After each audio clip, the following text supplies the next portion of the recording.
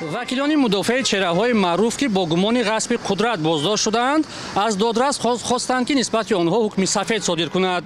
дар курсии айбдорӣ Саидҷафар Усмонзода, Амрохон Зарифӣ, Шокирҷон Ҳакимов, Акбаршоҳ Искандаров, Абдулфайз Атоӣ, Аҳмадшоҳ Комилзода, Нурамин Ғанизода ва Ҷамшед Боёв нишастанд ки қаблан додситон аз додрас ҳукмҳои аз 23 то 30 соли зиндонро барои онҳо талаб намуда буд. Мақомот дар робита ба ҷараёни мурофиаи додгоҳӣ чизе намегӯянд, аммо як манбаи огоҳ аз қазия ба Радиои Озодӣ тасдиқ кард ки дархости ҳукми сафед аз сӯи вакилони мудофеъ имрӯз 14 январ дар мурофиа садо дод.